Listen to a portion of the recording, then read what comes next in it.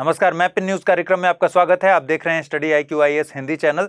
आइए आज के मैप की शुरुआत करते हैं। लास्ट टाइम मैंने कुछ क्वेश्चंस पूछे थे, उसके जवाब से शुरू करते हैं। पहला सवाल था, निम्नलिखित युग्मों पर विचार कीजिए, चर्चा में रहे स्थान और देश। खोस्त अफगानिस्तान, पंजशीर घाटी ईरान, मियां चन्नू पाकिस्तान, करेन बांग्लादेश। उपर्युक्त में से कौन सा या से युग्म सही सुमेलित है या फिर हैं?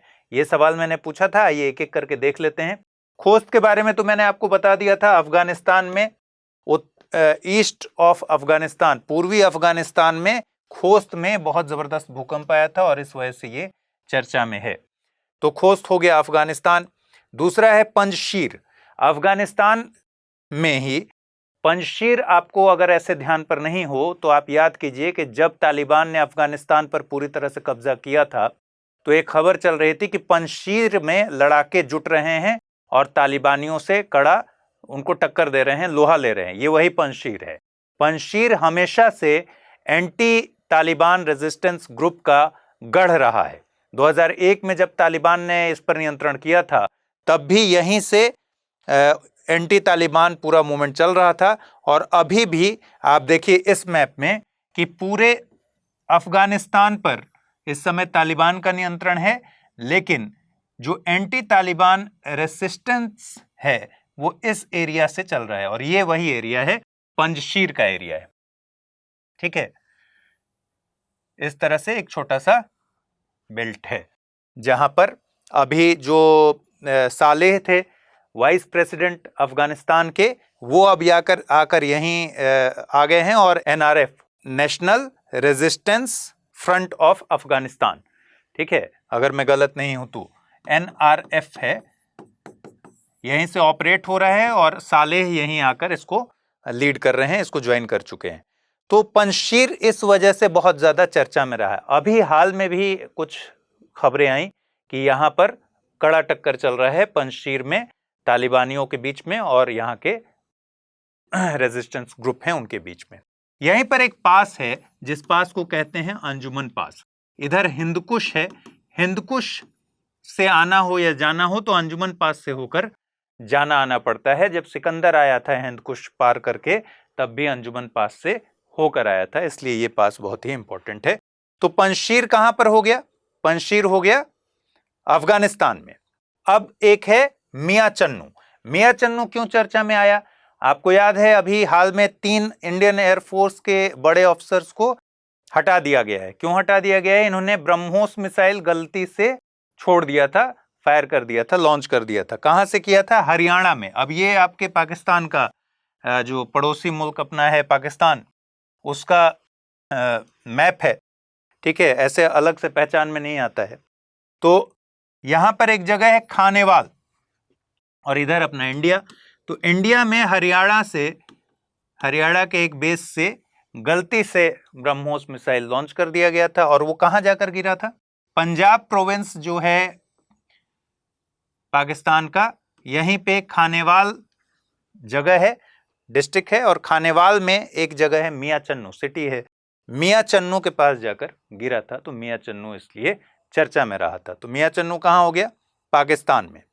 और एक पूछा गया है करेन, इसी को बोलते हैं काइन, ठीक है, KAYIN, या फिर इसी को बोलते हैं करेन। ठीक, करेन जो है ये देखिए एक स्टेट है, इस तरीके से एक स्टेट है, ठीक है, कहां का? म्यांमार का। तो म्यांमार का ये जो स्टेट है, यहां ज्यादातर जो लोग रहते हैं करेन लोग रहते हैं और करेन बेसिकली एक एथनो लिंग्विस्टिक ग्रुप है।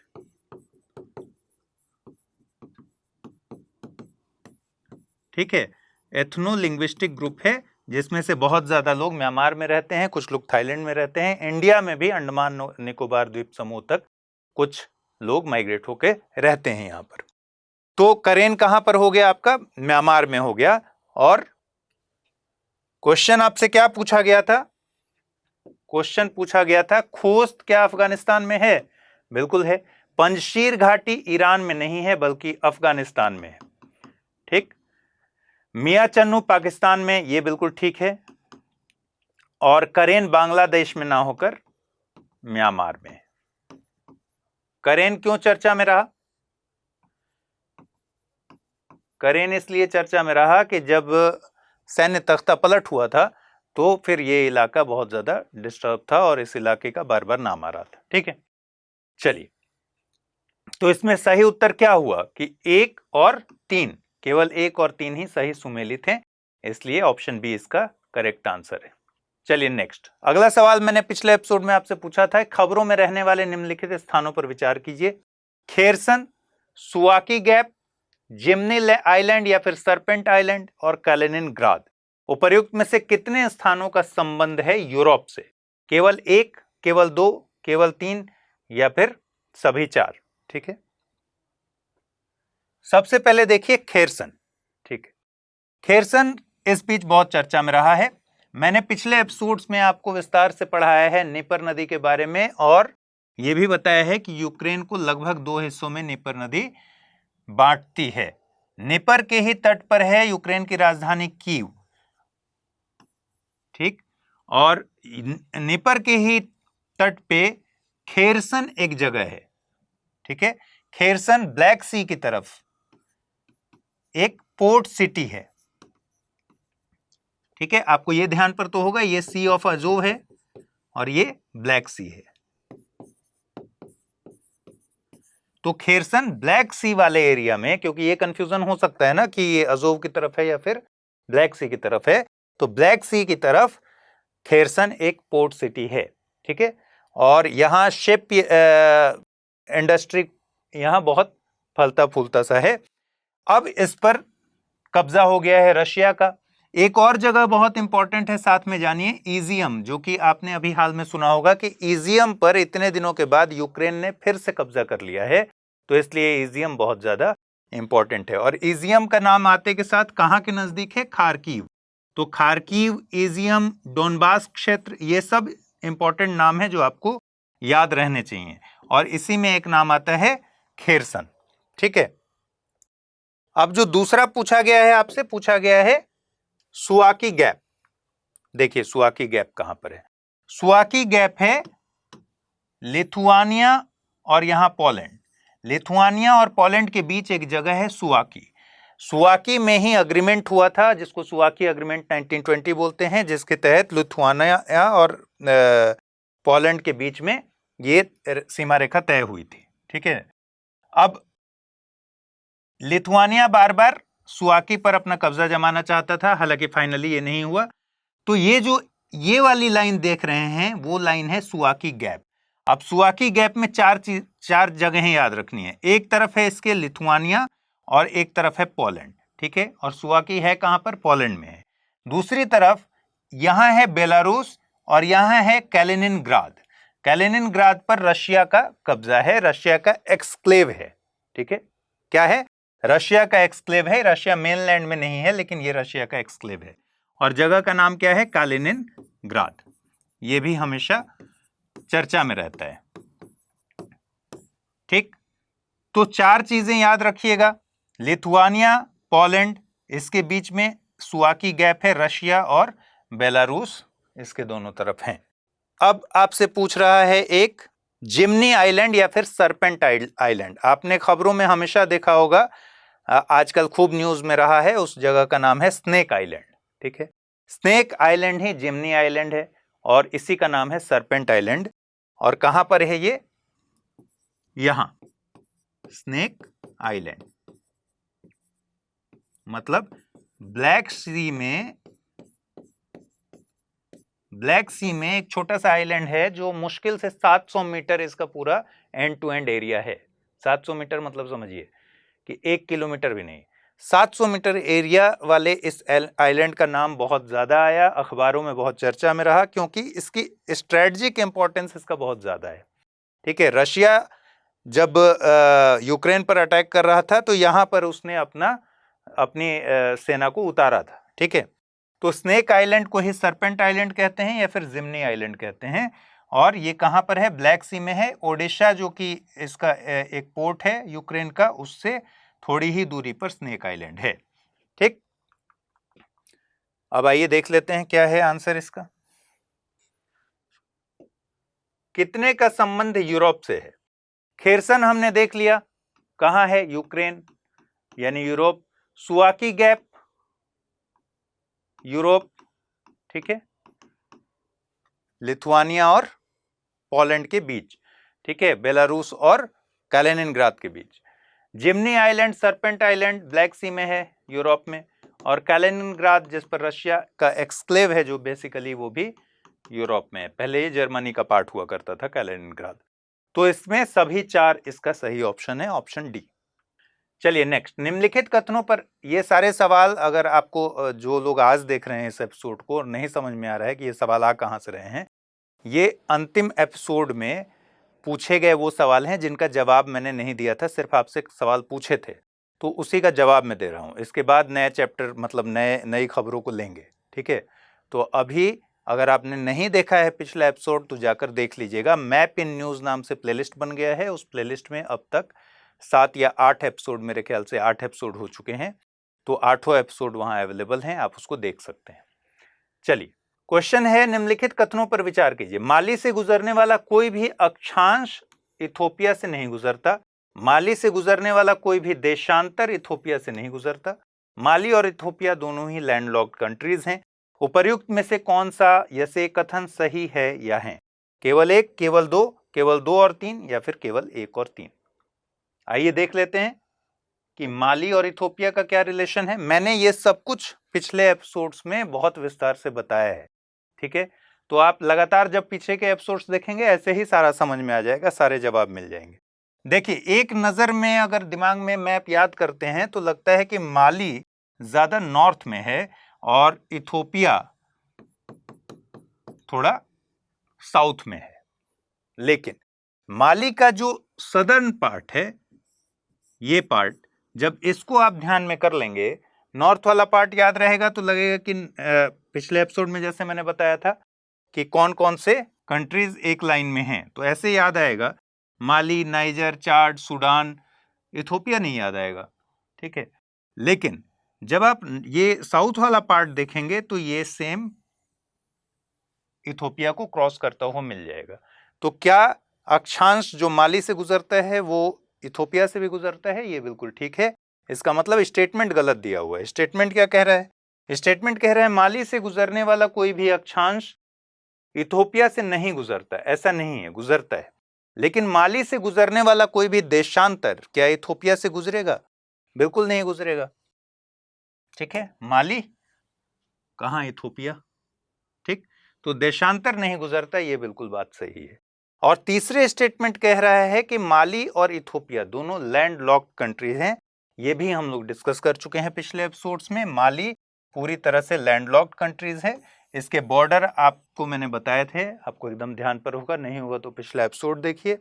और इथोपिया के बारे में भी मैंने बताया था कि एकदम ध्यान रखना है, ये वाटर बॉडी से नहीं लगा है, क्योंकि इसको एक तरफ से बहुत छोटे पट्टी में इरिट्रिया ने घेर रखा है, ठीक है। इरिट्रिया यहाँ लिखा हुआ है, ये इरिट्रिया है।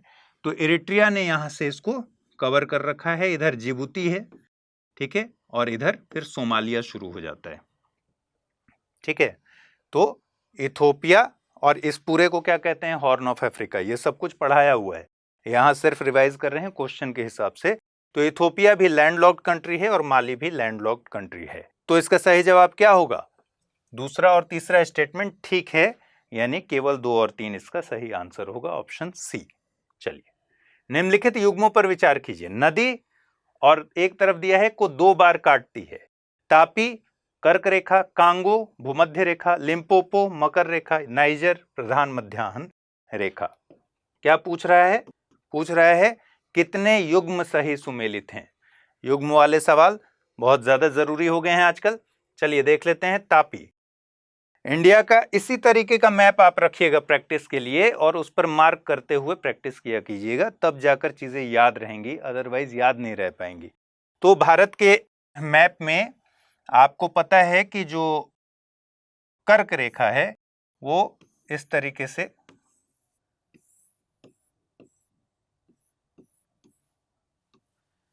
गुजरती है, ठीक है।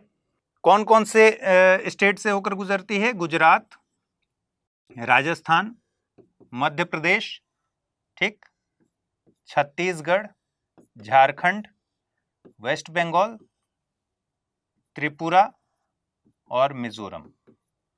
पता नहीं आप लोग ट्रिक लगाते हैं कि नहीं, हम लोग बहुत ट्रिक लगाते थे।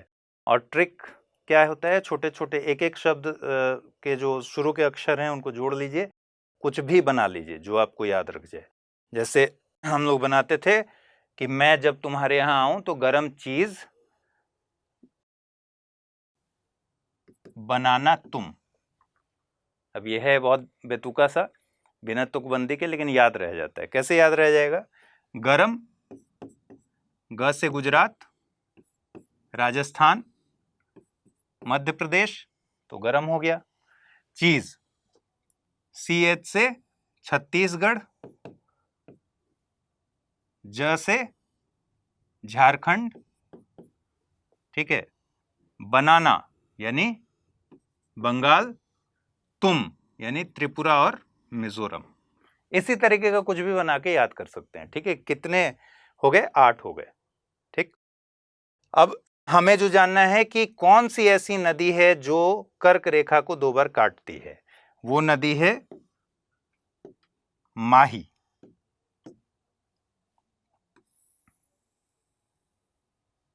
ठीक है। और ऑप्शन में क्या दिया है? तापी। तापी ना होके माही है। माही इस तरीके से पहले मध्य प्रदेश से, फिर राजस्थान में इन करती है और फिर गुजरात में आती है, और इस दौरान ये 2 बार कर्क रेखा को काटती है, ठीक। तो पहला तो आपको ध्यान पर रखना है कि कर्क रेखा को माही नदी काटती है, ना कि तापी। क्या होगा? कर्क रेखा को माही नदी काटती है, तापी नहीं काटती है। तो पहला तो गलत हो गया। दूसरा, कांगो भूमध्य रेखा, पिछले ही एपिसोड में या उसके पिछले एपिसोड में मैंने ठीक से बताया था कि कांगो भूमध्य रेखा को 2 बार काटती है। देखिए, कांगो मैंने बताया था कि इसका सेमी सर्किल एक बनाती है कांगो इस तरीके से, और भूमध्य रेखा को 2 बार काटती है। और जो लिम्पोपो नदी है, लिम्पोपो नदी मकर रेखा को 2 बार काटती है, ठीक। कांगो भूमध्य रेखा को और लिम्पोपो मकर रेखा को 2 बार काटती है। ये इक्वेटर है, ठीक है। और यहां पर 20 डिग्री है तो 23.5 डिग्री इस तरफ हो जाएगा।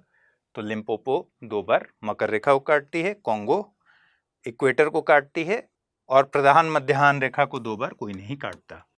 तो इसका क्या सही जवाब हुआ? कितने युग्म सही सुमेलित हैं? 2, कांगो भूमध्य रेखा और लिम्पोपो मकर रेखा, यानी 2 इसका सही उत्तर है, ठीक है। चलिए, एक और सवाल मैंने पूछा था लास्ट एपिसोड में, निम्नलिखित झीलों पर विचार कीजिए। Victoria, Kivu, Albert, Tanganyika. किन झीलों से DR कांगो DRC की सीमा लगती है? केवल 1, 2, 3, केवल 1, 3 और 4, केवल 2, 3 और 4, और उपर्युक्त सभी। ये सारे ऑप्शन थे। आइए देखते हैं। ग्रेट अफ्रीकन लेक्स में हम लोग पढ़ चुके हैं कौन कौन से लेक हैं, लेकिन एक बार फिर से देख लेते हैं। देखिए, लेक तुर्काना के बारे में हमने पढ़ा है, ठीक है। उसके बाद लेक क्यूगा, अब lake Albert, lake Edward, lake Kivu और तंगानिका। इतना कम से कम नाम आपको ध्यान पर रखना चाहिए। और लेक विक्टोरिया तो आप भूल ही नहीं सकते, क्योंकि लेक विक्टोरिया के बारे में इतनी चर्चा हो चुकी है जिसका कोई हिसाब नहीं है, ठीक है। तो अब देख लीजिए क्वेश्चन के हिसाब से क्या क्या चीजें बनती हैं। लेक अल्बर्ट और लेक एडवर्ड, ये DRC इस तरफ है और युगांडा इसके ईस्ट में है। तो युगांडा और DRC के बीच में, ये पूरा DRC है, युगांडा और DRC के बीच में 2 लेक पड़ते हैं, लेक एल्बर्ट और लेक एडवर्ड। पहली बात क्लियर हो गई। दूसरा, रवांडा और DRC के बीच में लेक कीवू पड़ता है। लेक कीवू भी हम लोग पढ़ चुके हैं, ठीक है। बुरुंडी, DRC, तंजानिया और यहां है जाम्बिया। तो बुरुंडी, DRC, तंजानिया और जाम्बिया, इन 4 देशों में फैला हुआ है लेक तंगानिका। लेक विक्टोरिया के बारे में बताने की जरूरत नहीं है, लेकिन फिर भी एक बार फिर से याद कर लीजिए कि तंजानिया, युगांडा और केनिया में फैला हुआ है लेक विक्टोरिया। लेक क्योगा जो कि पूरी तरह से युगांडा के भीतर ही है, इसका भी जिक्र कब आया था? जब हम ये पढ़ रहे थे कि व्हाइट नील जब लेक विक्टोरिया से निकलती है तो लेक क्योगा होते हुए, लेक एल्बर्ट होते हुए तब बाहर निकलती है। तो लेक क्योगा पूरी तरह से युगांडा में है, बस इतना ध्यान रखिएगा कि ये बॉर्डर पर नहीं है। बॉर्डर पर कौन कौन है? लेक एल्बर्ट है और लेक एडवर्ड है जो कि डीआरसी और युगांडा के बॉर्डर पर है।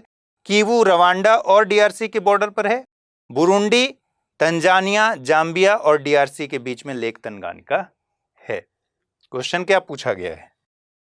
क्वेश्चन पूछा गया है आपसे विक्टोरिया, डीआरसी का संबंध किससे है? विक्टोरिया से नहीं है, ये आपको पता है। कीवू से, एल्बर्ट से और टंगानिका से। तो कीवू, एल्बर्ट और टंगानिका तीनों से है। तो क्या होगा ऑप्शन? केवल 2, 3 और 4, एक केवल गलत है। चलिए ये सारे सवाल वो थे जो मैंने पिछले बार आपसे पूछे थे। अब आगे चलते हैं, आगे बढ़ते हैं, क्या क्या खबरें हैं इसको देखते हैं। हाल ही में यूरोप की ओडर नदी में भारी संख्या में मृत मछलियां पाई गई। पहले इन मछलियों के मरने का कारण नदी में बढ़ रही मरकरी की मात्रा को माना जा रहा था। बाद में अध्ययनों से यह ज्ञात हुआ कि हो सकता है इनके मरने का मुख्य कारण पानी में सॉल्ट की मात्रा के बढ़ने से कारण हो सकता है। ठीक है, पानी में सॉल्ट की मात्रा बढ़ने के कारण इनकी मौत हो सकती है, ऐसा भी पता चल रहा है। लेकिन अभी तक ये बहुत श्योर नहीं है कि ये मछलियां क्यों मर रही हैं। इस घटना पर नजर जरूर बनाए रखना है, क्योंकि अब जैसे आज ही हम इस पर स्टडी IQ-IAS हिंदी चैनल पर गोल्डन एल्गी का एक क्विक न्यूज गया है जो इसी घटना से संबंधित है। ठीक है, तो इसको आप लोग देख लीजिएगा कि क्यों ये सब चर्चा में हो रहा है, चर्चा में है, और ये जरूरी चीजें हैं एनवायरनमेंट के लिहाज से। चलिए ओडर के बारे में जान लीजिए। ओडर किन किन देशों से संबंधित है? ओडर का संबंध 3 देशों से है। चेक गणराज्य से, चेक रिपब्लिक से ये निकलती है यहां से, और उसके बाद इसका जो मैक्सिमम फ्लो है वो है पोलैंड में। ठीक, और पोलैंड और जर्मनी के बीच ये बॉर्डर बनाती है। फिर बाल्टिक सागर में एस्चुरी बनाकर बाल्टिक सागर में गिर जाती है। ठीक है, तो कौन कौन से देश हो गए? चेक रिपब्लिक से निकलती है, मैक्सिमम फ्लो हो गया आपका पोलैंड में। ठीक है, और पोलैंड और जर्मनी के बीच में बॉर्डर बनाती है और बाल्टिक सी में इसका निकास हो जाता है। चलिए एक सवाल देखिए, क्या सवाल पूछा गया? निम्नलिखित पर विचार कीजिए। शहर एक तरफ और एक तरफ नदी। कीव, नीपर, बताने की जरूरत ही नहीं है, इतनी बार बता चुका हूं कि आपको याद हो जाना चाहिए। फ्रैंकफर्ट ओडर, अहमदाबाद नर्मदा और काबुल स्वात। ठीक है, देखिए ओडर नदी के ही तट पर है फ्रैंकफर्ट। ठीक है, यहां पर, तो ये एक बहुत जरूरी जगह है, और ओस्त्रावा ये भी जरूरी जगह है। ये दोनों ओडर के ही तट पर है। तो पहला तो बिल्कुल, दूसरा तो बिल्कुल ठीक है, फ्रैंकफर्ट ओडर। कीव, नीपर, ये भी आपको पता है कि नीपर के तट पे कीव है, और कीव क्या है? राजधानी है यूक्रेन की, तो ये भी बिल्कुल सही है। अब अहमदाबाद नर्मदा, ये भी आप आंख बंद करके बता सकते हैं, और काबुल स्वात दिया हुआ है। स्वात काबुल की ही सहायक नदी है, लेकिन काबुल शहर जो है वो काबुल नदी के ही तट पर है। ठीक है, ये नदी जो है ये काबुल है, और काबुल नदी में आकर मिल जाती है स्वात, और काबुल इंडस की सहायक नदी है, इंडस में जाकर मिल जाती है काबुल। ठीक है, तो स्वात हो गया काबुल की सहायक नदी, और काबुल खुद किसकी सहायक नदी है? इंडस की सहायक नदी है। और काबुल शहर किसके तट पे है? काबुल नदी के तट पे है। तो काबुल स्वात नदी के तट पर नहीं है। अहमदाबाद नर्मदा नदी के तट पे नहीं है, बल्कि साबरमती के तट पर है। ठीक है, यह है अहमदाबाद, यहां पर अहमदाबाद है, और नर्मदा का फ्लो इस तरीके से है। ठीक, नर्मदा रिफ्ट वैली में बहती है, और साबरमती जो है इसी के तट पर अहमदाबाद शहर है। तो क्या हुआ सही जवाब? सिर्फ 1 और 2 इसके सही जवाब हैं, यानी केवल 2 युग्म सही सुमेलित हैं। 18 महीनों की लंबी वार्ता के बाद ईरान और अमेरिका के बीच न्यूक्लियर डील को लेकर सहमति बनती दिखाई दे रही है, हालांकि इजराइल इसका विरोध कर रहा है। 2015 में ईरान न्यूक्लियर डील, जिसे JCPOA के नाम से जानते हैं, ईरान और P5+1 प्लस EU के बीच वियना ऑस्ट्रिया में साइन हुई थी। बाद में अमेरिका मई 2018 में इससे एक तरफा रूप से बाहर आ गया था। ट्रंप साहब उस समय धड़ाधड़ ऑर्गेनाइजेशन से बाहर जा रहे थे, तो ट्रंप साहब बाहर हो गए थे। ठीक है, ईरान के बारे में आपको क्या क्या जानना है? ये रहा ईरान। सबसे पहले क्या जानते हैं? बाउंड्री जानेंगे। ईस्ट में देखिएगा पाकिस्तान और अफगानिस्तान, ठीक है। साउथ वाले पार्ट में, मतलब ईस्ट में जाइएगा तो जो सदर्न पार्ट है वो पाकिस्तान है और उसके नॉर्थ में है अफगानिस्तान, ठीक। फिर नॉर्थ वाले हिस्से में तुर्कमेनिस्तान, कैस्पियन सागर, ठीक है। यहां है अजरबैजान, अजरबैजान, ठीक है। और यहां है अर्मेनिया, इधर लिख देता हूं मैं, अर्मेनिया। अर्मेनिया यहां नहीं है, अर्मेनिया वहीं है, मैंने यहां से खींच लिया है। तो अजरबैजान अर्मेनिया हो गया। यहां है तुर्की, ठीक।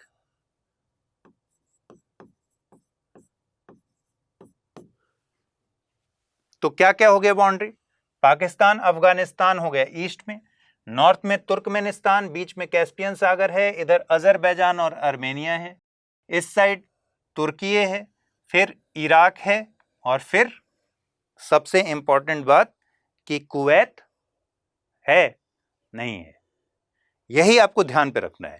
इस पूरे मैप में ईरान के जब बाउंड्री को आप देखेंगे तो क्वेश्चन बनने की अगर कभी गुंजाइश होगी तो यही पूछा जाएगा कि क्या कुवैत या फिर सऊदी अरब ईरान से अपना सीमा साझा करते हैं। सऊदी अरब तो फिर भी बहुत ध्यान पर रहेगा, स्पष्ट रहेगा, क्योंकि आपको याद रहेगा कि एक तरफ पर्शियन गल्फ है इसके, और पर्शियन गल्फ के लेफ्ट साइड में, जो वेस्ट साइड में सऊदी अरब है और ईस्ट साइड में ईरान है। लेकिन एक चीज जो कंफ्यूजिंग है वो है कुवैत, ठीक है। कुवैत और ईरान के बीच में इराक है, ये पोर्शन इराक का है, ठीक है। तो ना ही कुवैत ईरान से सीमा साझा करता है, कभी क्वेश्चन पूछ दे कि कुवैत की बाउंड्री बताइए, ना कभी ईरान से आ जाए कि बाउंड्री बताइए तो उसमें कुवैत आएगा, ठीक है। ना कुवैत आएगा, और कभी भूले भटके अगर दिमाग में आ रहा होगी सऊदी अरब, तो सऊदी अरब भी नहीं आएगा, ठीक। एक बार फिर से देख लीजिए, और यहां पर्शियन गल्फ है और यहां ओमान की खाड़ी है, और बीच में हॉर्मुज का स्ट्रेट है। चलिए देखिए, ईस्ट में Pakistan Afghanistan, north Turkmenistan Caspian सागर, अजरबैजान अर्मेनिया, ठीक है। तुर्की, वेस्ट में तुर्की, इराक और पर्शियन गल्फ। यहां आ जाइएगा साउथ वाले पार्ट में गल्फ ऑफ ओमान और पर्शियन गल्फ का इलाका है। पर्शियन गल्फ और गल्फ ऑफ ओमान के बीच में कौन सा स्ट्रेट है? Strait of Hormuz. इतनी बातें हो गई। दो बहुत इंपॉर्टेंट रेगिस्तान हैं जिनको याद रखना चाहिए, दश्त लुत्फ और दश्त कबीर। बड़े रेगिस्तान हैं और ईरान के साथ इन रेगिस्तानों को याद हमेशा रखना है। दो माउंटेन्स याद रखिए, एक के बारे में मैंने पहले भी डिस्कस किया है, जाग्रोस माउंटेन्स और एल्ब्रूज माउंटेन्स, ठीक है। और दोनों का आपको ध्यान पर रहेगा लोकेशन किस तरीके से है, ऐसे, ठीक। इसके बीच में अपना ईरान है। तो जाग्रोस हो गया, एल्ब्रूज हो गया, दश्ते लुत्फ हो गया, दश्ते कबीर हो गया, ठीक। और सारे बॉर्डर्स हो गए। इतना मेरे ख्याल से काफी है। और एक और इंपॉर्टेंट बात, चाबहार पोर्ट, जिसको आप लगातार पढ़ते रहते हैं, जब आप लोकेशन देखिएगा तो चाबहार पोर्ट यहाँ है, और ठीक बगल में यहाँ पाकिस्तान वाले इलाके में ग्वादर पोर्ट है, और इंडिया का लोकेशन तो स्ट्रेटजिक लोकेशन पर है चाबहार और ग्वादर। चाबहार कहाँ पड़ता है? ईरान में पड़ता है, साउथ ईस्ट में, ठीक है। ईरान के साउथ ईस्ट में चाबहार पड़ता है, ठीक। चलिए, अब सवाल है कि ईरान किनके मध्य अवस्थित है, यह सवाल बनता है। काला सागर और लाल सागर और फारस की खाड़ी और कैस्पियन सागर, या फिर अरब सागर और लाल सागर। ठीक, क्यों पूछा है ये सवाल, क्यों बनाया गया है? क्योंकि ऐसे सवाल पूछते रहते हैं। यूपीएससी ने 2014 में एक सवाल पूछा था कि टर्की किनके मध्य स्थित है? काला सागर, कैस्पियन सागर, काला सागर, भूमध्य सागर, स्वेज की खाड़ी और भूमध्य सागर, अक्काबा की खाड़ी और मृत सागर। इस सवाल का जवाब आप जरूर बताइएगा मुझे कि टर्की किनके मध्य स्थित है। मैप देखिएगा और बताइएगा। ठीक है, मैं इसका जवाब बता देता हूं, ईरान किनके मध्य स्थित है। ऐसे तो हम लोग देख चुके हैं, लेकिन फिर भी एक बार इस सवाल का जवाब देख लेते हैं। ईरान, मैंने जैसा बताया, नॉर्थ में किससे घिरा हुआ है? कैस्पियन सागर से घिरा हुआ है। ठीक है, और पर्शियन गल्फ और गल्फ ऑफ ओमान ने इसको साउथ वाले पोर्शन पर घेर रखा है। तो 3 वाटर बॉडी हो गई, Persian gulf, gulf of Oman और कैस्पियन सागर। ठीक है, ऑप्शन में आपके पूछ रहा है, उसका सही उत्तर है कैस्पियन सागर और फारस की खाड़ी के बीच में ये ईरान पड़ता है। लेकिन अब एक नजर पूरे पर डालिएगा तो सारे को कनेक्ट कर पाइएगा। ठीक है, इन चारों को एकदम ठीक से याद रखना चाहिए। कैस्पियन सागर, ब्लैक सी, ठीक, कैस्पियन सागर और ब्लैक सी, भूमध्य सागर, ईरान वाले पोर्शन के और जो ईरान के इर्द गिर्द और जो अरब पेनिनसुला है, इनके इर्द गिर्द कौन कौन से वाटर बॉडी हैं, इनको भी याद रखना है। Red Sea, Gulf of Aden, Gulf of Oman, Persian Gulf. ठीक, कौन कौन से स्ट्रेट हैं? गल्फ ऑफ ओमान और पर्शियन गल्फ के बीच में हॉर्मुज का स्ट्रेट है, और रेड सी और गल्फ ऑफ अदन के बीच में बाबल मानदेब का स्ट्रेट है। ठीक है, और नॉर्थ में और देखेंगे तो मेडिटेरेनियन सी, भूमध्य सागर, ब्लैक सी और कैस्पियन सागर। इतना आप अपने दिमाग में बना लीजिए तो एक पोर्शन आपका कंप्लीट रहेगा। ठीक है, तो इसका सही जवाब क्या होगा? फारस की खाड़ी और कैस्पियन सागर, ऑप्शन सी इसका सही जवाब होगा। चलिए, 180 साल बाद जिब्राल्टर को ब्रिटिश शहर के रूप में मान्यता मिली। हाल ही में जिब्राल्टर को शहर का दर्जा देने के लिए प्रस्ताव रखा गया था, लेकिन इसे अस्वीकार किया गया। बाद में अभिलेखागार कार्यालय से ज्ञात हुआ कि 1842 में ही महारानी विक्टोरिया ने एक शहर के रूप में इसे मान्यता दे दी थी। इसलिए 29 अगस्त 2022 को इसे लागू कर दिया गया। मतलब जिब्राल्टर अब शहर का दर्जा इसको मिल गया है। सवाल देखिए, निम्नलिखित पर विचार कीजिए। काला सागर, टेरेनियन सागर, आयोनियन सागर, एजियन सागर, उपरोक्त का पश्चिम से पूर्व सही क्रम क्या होगा आपको बताना है। 1 2 3 4, 2 3 4 1, 2 4 3 1 या फिर 1 3 2 4। इसका स्क्रीनशॉट ले लीजिए। ठीक है, और इस प्रश्न का सही जवाब और टर्की वाला जो सवाल यूपीएससी ने पूछा था 2014 में, इसका 2 चीजों का सही जवाब आपको कमेंट बॉक्स में देना है। इस बार मुझे आने में 1 दिन की देरी हुई है, उसकी कई सारी वजहें थी। ठीक है, और ऐसा कभी कभार ही होगा, कभी तबीयत ठीक नहीं रही या मैं उपलब्ध नहीं रहा, तभी ऐसा होगा कि मैं सही समय पर ना आऊं। अदरवाइज मैं सही समय पर इस एपिसोड को लेकर आ जाऊंगा। आपके कमेंट्स से मुझे लग रहा था जैसे आपको ये चिंता हो रही है कहीं प्रोग्राम बंद तो नहीं हो गया। ऐसा नहीं होगा, 1 आध दिन या 1 आध घंटे का विलंब शुरू में हो सकता है। इसके लिए मैं पहले से ही एडवांस में आपसे क्षमा याचना कर लेता हूँ। आपको ये प्रोग्राम कैसा लग रहा है जरूर कमेंट में बताइएगा, अपने दोस्तों के साथ शेयर कीजिएगा। अगर ये प्रोग्राम अच्छा लग रहा हो तो बिना हिचकिचाए अपने दोस्तों के साथ शेयर कीजिए।